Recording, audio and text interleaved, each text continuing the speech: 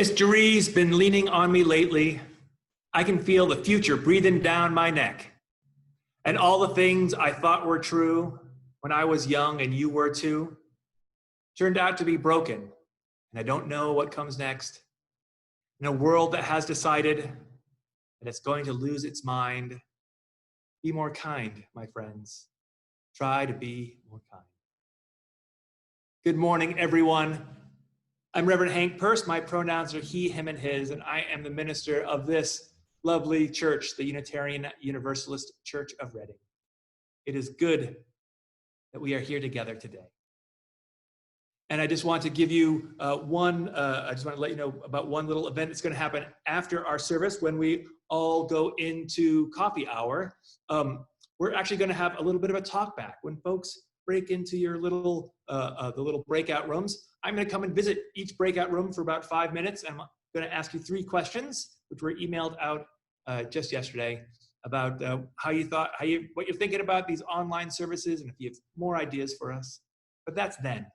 Right now, let's go to our worship associate, Charlene Reynolds-Santo. Good morning. My name is Charlene Reynolds-Santo. I'm a member of the worship arts team, and I welcome you into my home and to our virtual Unitarian Universalist Church of Reading community. UUCR is a regional church that for the time being is virtually serving friends and members from this area and beyond, and where you are welcome to be yourself. Whether in pajamas or work clothes, whether you've been able to get a haircut or not, whether you're working from home or not, whether you're inside or outside, you are welcome to this virtual space and in our collective hearts. Please join us after the service for our Zoom fellowship hour for a talk back. This is a great way to keep connected and to check in with others from our church community. The link to this Zoom meeting can be found in the latest emailed UUCR newsletter. There is a link at the bottom of the page called Resource Guide, Virtual Programming Schedule. Just click that, then find this week's Fellowship Hour link, click on it, and you should get right there. I hope to see you. I want you to know that Reverend Hank, Jamie, Sally, Mary, Trevor, Al, and I, along with all staff and volunteers here at UUCR, are so glad that you've chosen to spend this time with us this morning, and we hope you will be back. Hi, will you join me in saying the words we say each week when we light our chalice? In the light of truth, the warmth of community, the fire of commitment, we gather this day. May the flame that we now kindle be to us a symbol of the holiness we seek.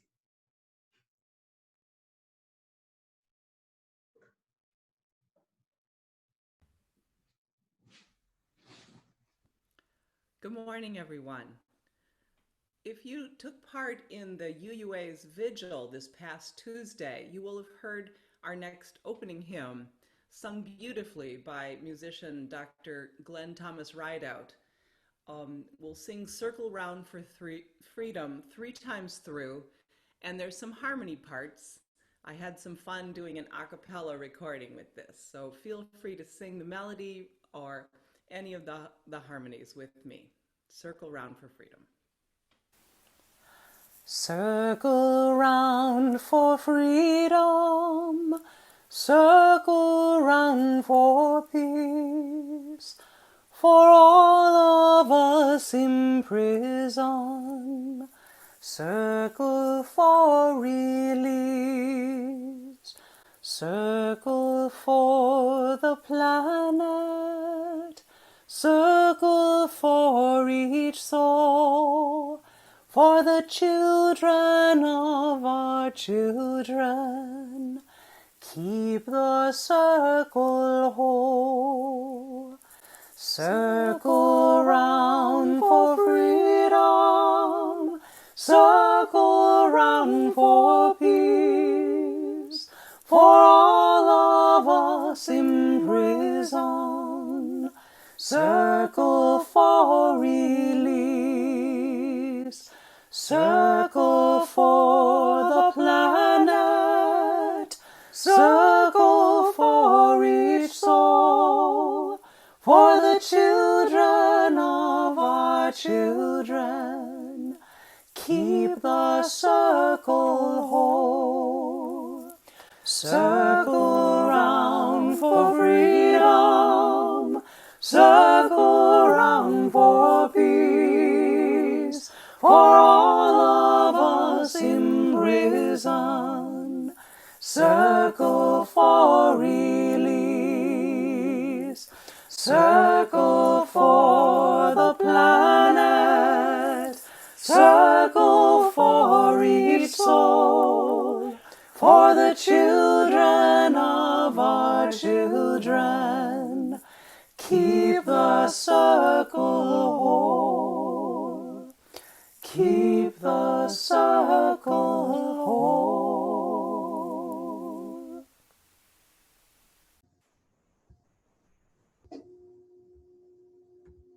Good morning. I'm Sally Lieberman. My pronouns are she and her, and I'm so glad you're joining us this morning. We are going to talk about the movement Black Lives Matter. I am a white person talking about a movement founded by 3 women of color. They are Alicia Garza, Patrisse Cullors, and Opal Tometi. I am a white person talking about Black Lives Matter, and I'm bringing messaging straight from the Black Lives Matter website directly to you. In the words of those 3 founders, in the year 2013, 3 radical Black organizers, Alicia Garza, Patrisse Cullors, and Opal Tometi, created a Black-centered political will and movement building project called #Black Lives Matter. It was in response to the acquittal of Trayvon Martin's murderer, George Zimmerman. The project is now a member-led global network of more than 40 chapters. Our members organize and build local power to intervene in violence inflicted on Black communities by state and vigilantes. I'm done reading words from other people. I won't read all of the history or all of the information contained on the website. You can learn about it there at www.blacklivesmatter.com. Our church has chosen to place a Black Lives Matter banner on our front lawn as a statement that we support the movement toward making places safer for Black and brown bodies, specifically here in America. Let's imagine this for a minute. This is a statement that we have joined a movement. Let's imagine that we are guests. I am a white person, and when I arrive in support of this movement, I am a guest. If we arrive as guests, we might know that there are some rules that we'll need to follow. We'll probably want to learn as much as possible about the people who've created this. We'll probably want to learn as much as possible before we go, either in person or online, to show our support. We should find out as much about Black Lives Matter as we can. We are joining folks who have been doing very specific work for a long time. We want to go where we are invited. We want to listen to the leaders. We want to follow the leaders' directions, and we want to arrive mindfully in this work. I am a white person, and when I arrive in support of this movement with other white people, I remind myself, we all are joining with our own experiences and our own understandings. We are joining a space that is very often new to us. When we arrive as guests together, especially if we're excited, we need to be careful that we do it mindfully. We don't want to bump into other people when we get there.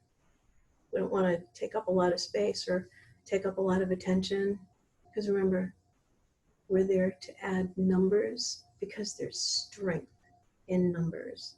And that's what we can do. We want to remind ourselves when we get there, especially if we go together, in case we bump into each other. Maybe we might even bug each other in the way we get there. So we need to be careful that we don't take any attention away from the leaders of Black Lives Matter movements, whether we're meeting with them in person or whether we're meeting them online. Remember, we need to go in mindfully and know where we're invited and how we are asked to show up. We are so lucky to be part of a community that wants to do this together, to learn all that we need to learn, to be part of this movement, moving forward to make the world safer for Black and brown people, people of color, specifically here in our own home country. Thank you for being part of this community, and thank you for learning as we will every step of the way.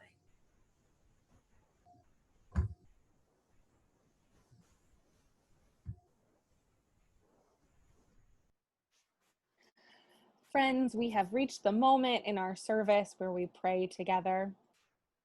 But in this moment, in this time in our world, we must not only pray, but also lament. Lament the racism and white supremacy culture that continues to be present in our world.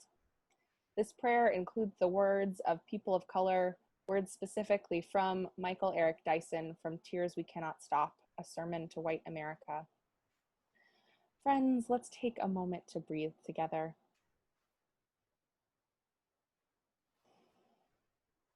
We need one another. This is the core of our Unitarian Universalist theology.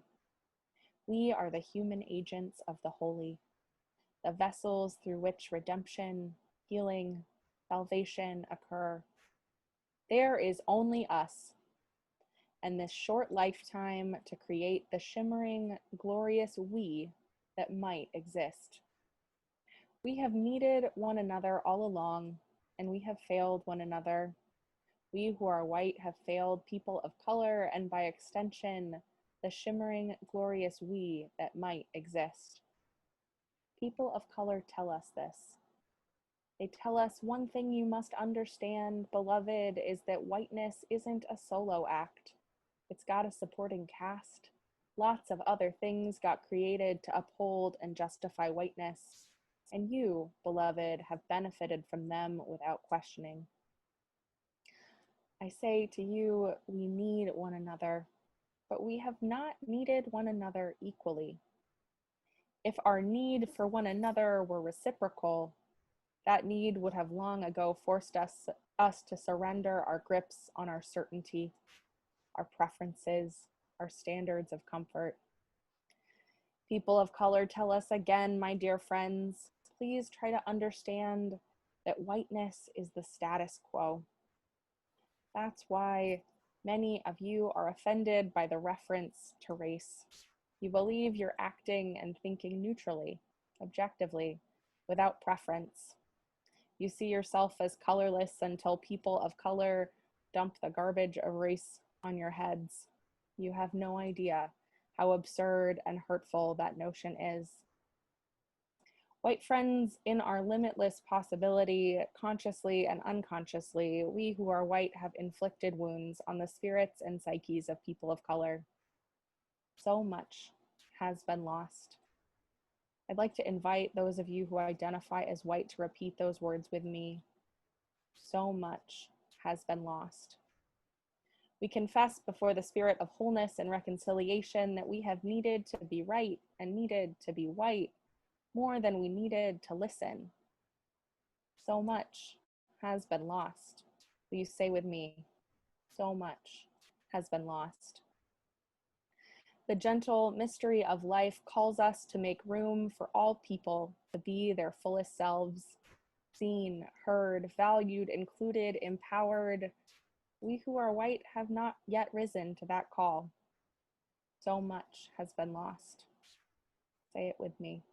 So much has been lost. May we who are white hear the hurt and resolve to do one better than we did before. We need one another now and moving forward. We need one another now, though for some of us it is too late. This is the call of our Unitarian Universalist theology. We are the human agents of the holy, the vessels through which redemption, healing, and salvation occur. Beloveds, we need one another. Let us live our calling in the world as a light of reconciliation together. Blessed be, and amen.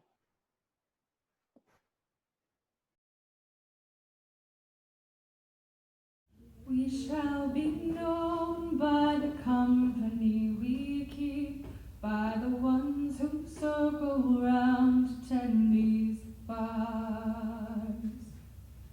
We shall be known by the ones who sow and reap the seeds of change alive from deep within the earth. It is time now. It is time now that we cry. It is time we lead ourselves into the well. It is time now, and what a time to be alive in this great turning. We shall learn to lead in love. In this great turning, we shall learn to lead in love. We shall be known by the company we keep, by the ones who circle round to tend these fires. We shall be known by the ones who sow and reap the seeds of change alive from deep within the earth. It is time now. It is time now that we thrive. It is time we lead ourselves into the well.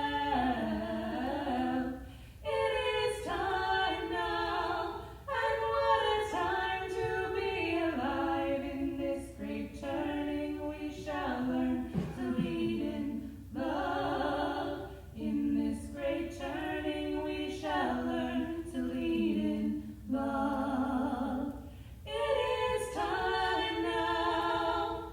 It is time now that we thrive. It is time we lead ourselves into the well. It is time now, and what a time to be alive in this great turning. We shall learn to lead in love. In this great turning, we shall learn to lead in love.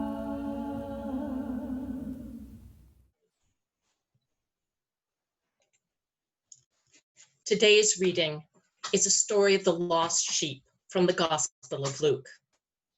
By this time, a lot of men and women of doubtful reputation were hanging around Jesus, listening intently. The Pharisees and religion scholars were not pleased, not at all pleased. They growled. He takes in sinners and eats meals with them, treating them like old friends.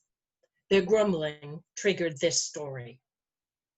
Suppose one of you had 100 sheep and lost one. Wouldn't you leave the 99 in the wilderness and go after the one until you found it? When found, you can be sure that you would put it across your shoulders, rejoicing. And when you got home, call your friends and neighbors, saying, "Celebrate with me. I have found my lost sheep." Count on it. There's more joy in heaven over one sinner's rescued life than over 99 good people in no need of rescue.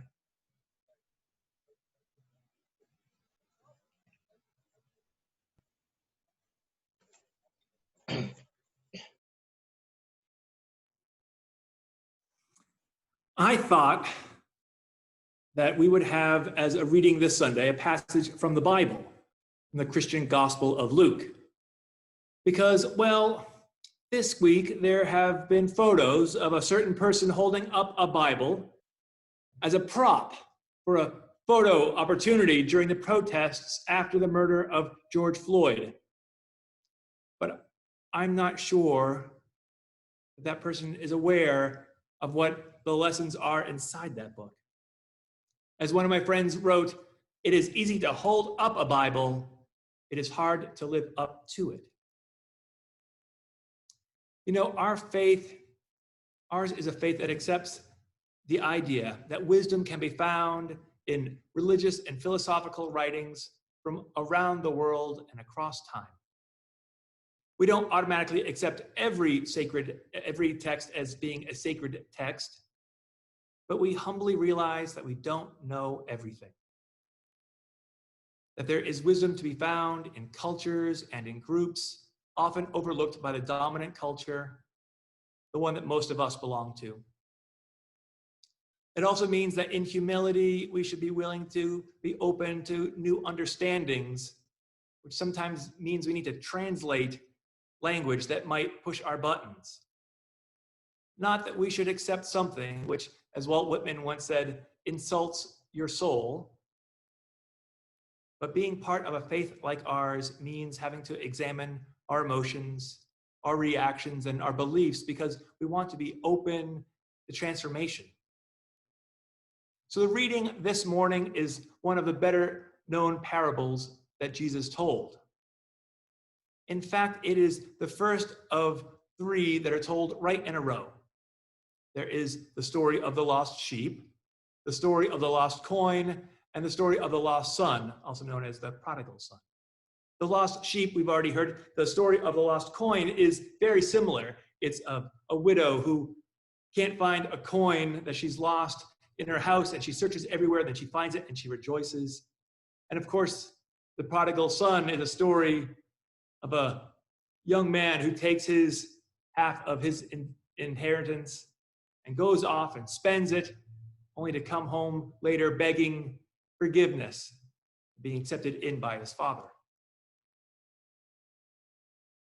Many biblical scholars think that Luke 15, this chapter where these 3 parables are held, that this is the high point of the travel narrative in the entire Gospels. It has been called the heart of the 3rd Gospel, right? Matthew, Mark, and Luke, Luke being the 3rd of the Gospels. The traditional Christian understanding of those 3 stories are as invitations to hear God's great joy when we finally come to our senses and repent and live lives that are pleasing to God. Now, that is not how I see these stories, and not why I chose this reading.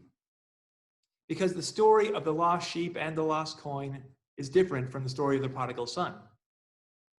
Because that is a story of someone who has made a mistake, who returns home looking for forgiveness. While the lost sheep is about going out and bringing back one in need.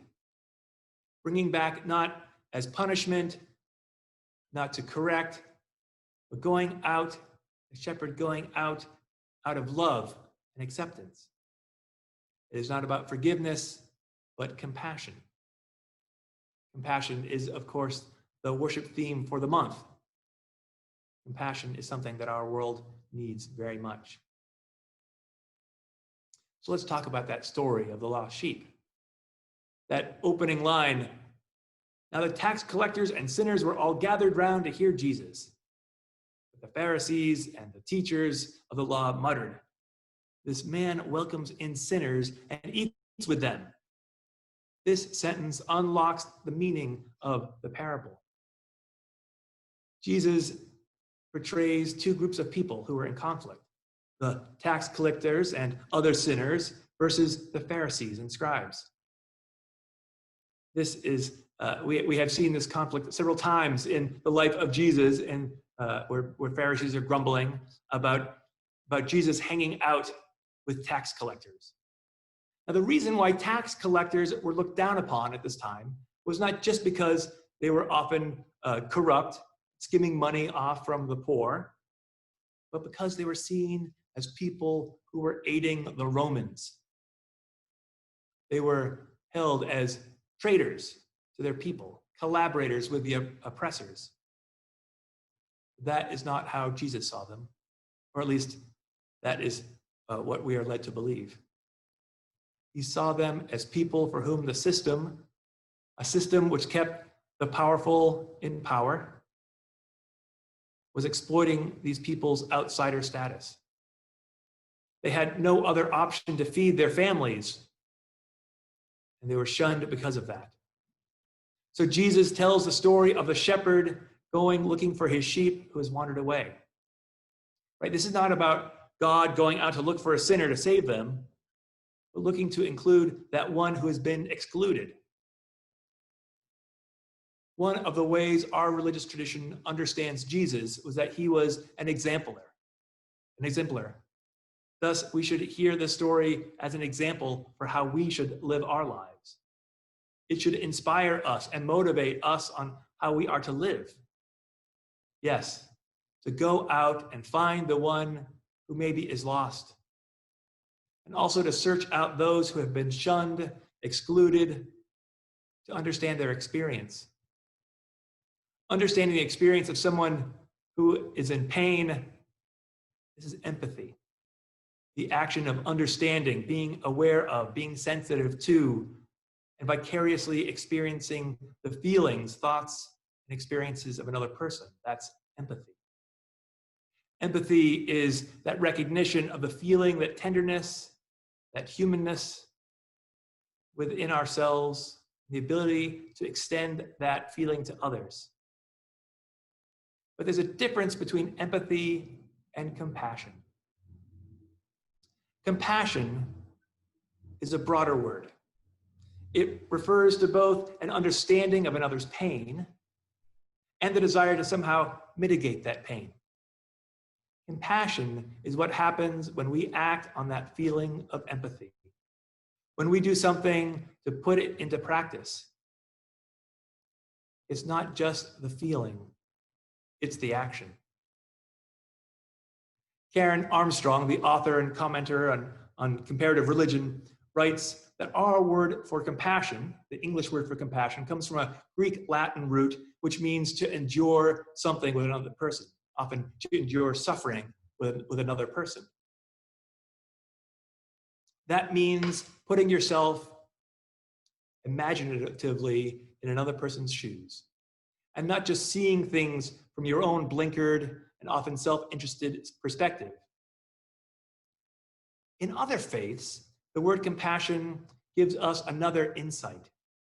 In Arabic and in Hebrew, it is related to Rama, which is related linguistically to the word for womb. So compassion immediately evokes mother love. Now, the icon of a mother and child is universal, a symbol of us all at our best. But mother love is hard.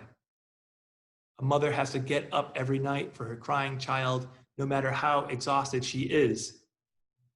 She has to be aware of what that child is doing at every moment of the day. She has to put down her own frustrations and exhaustions and impatience on the back burner. And that child must be in her mind all day long. And then that cute little baby grows up and can become an awful disappointment. But her mother doesn't give up no matter how dispiriting it might be. One of the signs that I saw being carried at one of the rallies for George Floyd, one of the rallies against police brutality, said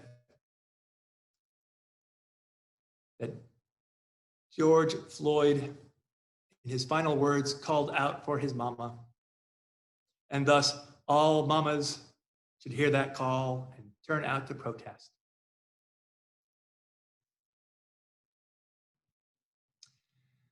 Why should we be compassionate towards others? especially those who are racially or economically, gender or sexual minorities. I don't think I need to draw the connection to how this applies to everything going on around the world, in our nation, in our cities, between neighbors, in our homes, and in our hearts right now. America's original sin, slavery, and racial injustice have come to the forefront of our lives. And it's got people out to protest all across our nation. And in every town where members of this congregation live, there have been protests. And there will be more protests. Why should we do this? Why should we show compassion to strangers? Because of love. Because we know that we must love each other in order to survive. Because we know that it is just. There's an old Universalist saying that asks, what will God say to us if some of us show up without the others? Compassion helps us to realize that we are all interconnected. Buddhists teach that the Buddha understood compassion the moment that he touched the earth. While sitting under the Bodhi tree, he felt the connection at that moment to all of existence, understood compassion and how it's connected to everything at that very moment. Compassion is what compels us to extend moral concern and engagement beyond ourselves, but also that it does not imply self-denial or total immersion in the life of the other. Instead, compassion hinges on the realization that we are all in the same boat. We all share a common existential situation to the extent that humans are vulnerable, and at a very basic level, quest after security and an environment in which to flourish, pursue some form of fulfillment. Therefore, we need to be compassionate and treat each other compassionately. We need to give it to others, and we need to have others treat us compassionately as well. Compassion helps us to become fully engaged in trying to solve human problems without adding any harm to the situation. It helps us envision and create a society that is caring, less conflict-ridden, and more accepting of others in their otherness. Compassion, then, is one of the key components of a peaceful mindset that enables us to place ourselves within a larger picture of human life and concern, and to actively involve ourselves in trying to make the world a better, more peaceful place. Lao Tzu, the Chinese philosopher and founder of Taoism, wrote this about peace. If there's to be peace in the world, there must be peace in the nations.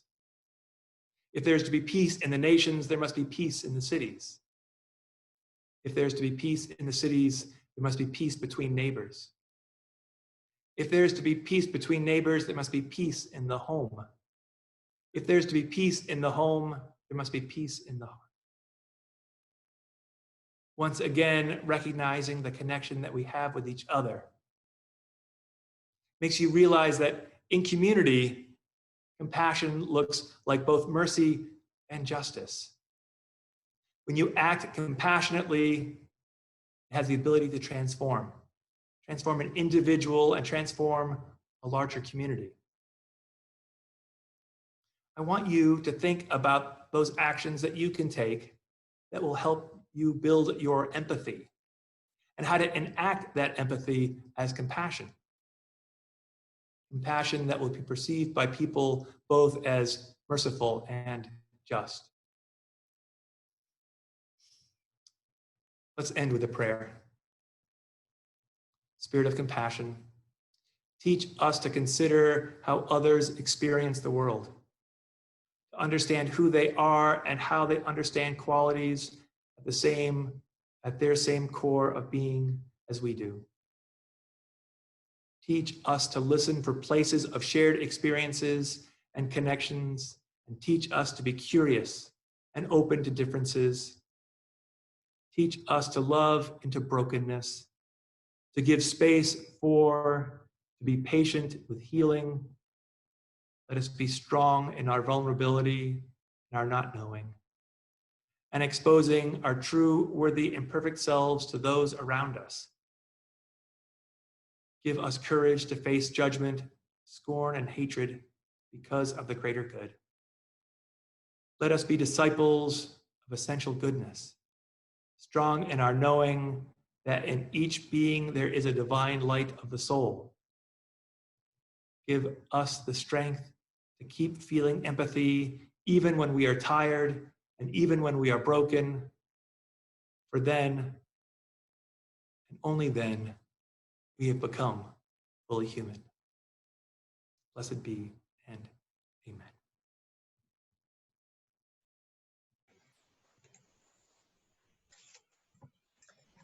As we continue to find ways to support the community beyond the walls of our virtual church, we continue to give half of the funds collected each week to a nonprofit organization.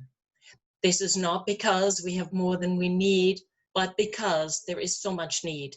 And this is a simple way for each of us to help heal the world. For the month of June, Bread and Roses, a soup kitchen located in the center of Lawrence, Mass, will receive our donation. Lawrence is known as the immigrant city, and we understand that all communities in this country, and especially during this pandemic, need support. Bread and Roses was founded 40 years ago with the primary purpose of easing hunger in the community by providing warm, nutritious meals to between 120 and 150 people 5 nights a week. They also run an emergency food pantry and community outreach programs that deliver over 100,000 pounds of food every year to those in need. UUCR has been supporting Bread and Roses since 2012 by providing meals for the first Saturday of every month. The ingredients for the meal are funded through generous donation from UUCR members and friends, and the meal is prepared in UUCR's kitchen by a team of volunteers. Several church members also go to Lawrence to serve the nightly meal or help sort donations 2 or 3 times a month. About once a year, our youth bake cookies for Bread and Roses. So our connection to Bread and Roses runs deep. Due to COVID-19, there is no longer a way to safely serve communal meals. So Bread and Roses now utilizes its 2 dedicated outreach vans to deliver bulk food and meals to churches and agencies serving the most vulnerable in Lawrence. Bread and Roses is leveraging its resources and extensive networks to ensure that those who need assistance receive it when and where they need it most. And due to the virus, this need is greater than ever. Until recently, each Sunday, we passed the plate to show our support for this community. Now we do it virtually. And I encourage you to make an online offering now. You can use your own bank's online bill pay feature, or you could use the Give Plus, the church's website at uucrreading.org/connections/donate and select the weekly offering Share the Plate Fund. Of course, checks can still be written out and mailed to the church at 239 Woburn Street in Reading. Please note that your contribution will be split between the weekly offering and Bread and Roses, unless you specify otherwise. Now, please take this opportunity to make your online gift now. Thank you.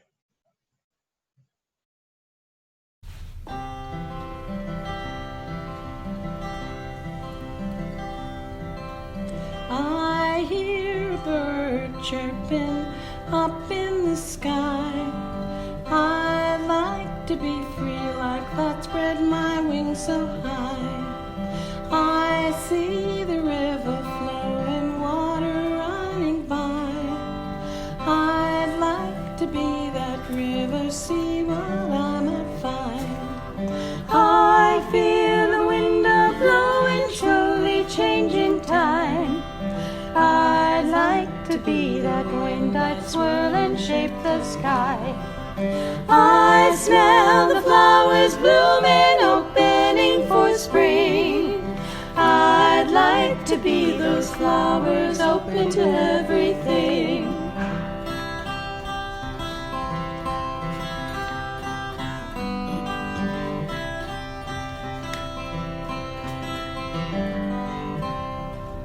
I feel the seasons change, the leaves, the snow and the sun. I'd like to be those seasons made up and undone. I taste the living earth, the seeds that grow within. I'd like to be that earth, the home where life begins. I see the moon arising, reaching into night. I'd like to be that moon, unknowing, glowing light. I know the silence as the world begins to wake.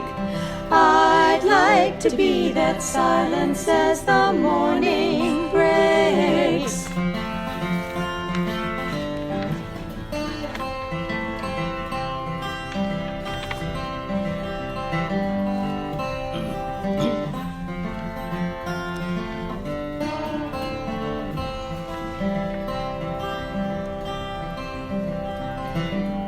I hear a bird chirping up in the sky. I'd like to be free like that, spread my wings so high.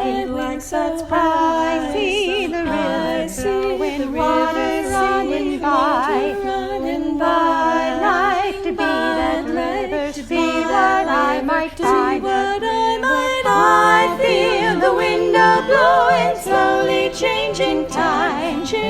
I'd like to be that wind, I'd swirl and shape the sky. I smell the flowers blooming, opening for spring. I'd like to be those flowers, open to everything. I'd like to be those flowers, open to everything. Good morning. My name is Jamie Dingus and my pronouns are she and her, and I have information for this week on our congregational life. Here are some special invitations I want to highlight for you. First, in preparation for this year's virtual flower communion on June 21st, you're invited to send me a picture of yourself or your family holding a flower or flowers. You can send them to me via email. Please send them in by June 15th. There's more info in the newsletter if you need those details. Second, this week we invite you to join us as we participate in a 4-part education series offered by Side with Love and Love Resists. This free series will explore the history of the Reconstruction era to give us a deeper understanding of the origin of today's systemic racism in policing and mass incarceration, as well as the Black-led movements resisting it today. Please read about it in our weekly update and on our Facebook page, and register today to join us as we learn together. It starts this Wednesday. After today's service, as Reverend Hicks said, we will meet for a time of fellowship and in breakout rooms to have a talk back about this service. All friends are invited to participate. And fourth, if you are new to UUCR, you're also invited to participate in today's fellowship hour. We'd love to hear from you. Our member services and volunteer coordinator, Melissa Martin, can offer you some more information about anything church related, and you can contact her. She can be reached using the connection card link, which is in the description of this video. Next Sunday, she'll offer another New Friends Fellowship Hour after the service. It'll be special for y'all. We hope this week finds you well and becoming more involved in our congregational life. We're so happy to have you with us.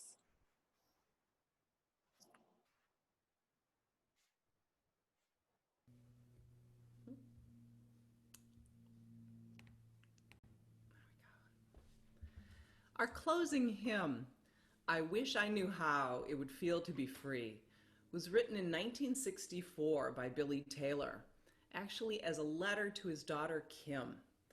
It became a very popular song during the civil rights movement of that era, and it's also in our hymnal. For the recording that you're going to hear and sing along with, you'll be hearing voices from our very own sanctuary. The Hallelujah Singers concert this past January, we sang this song, and it was a great concert in celebrating the life and legacy of Dr. Martin Luther King Jr.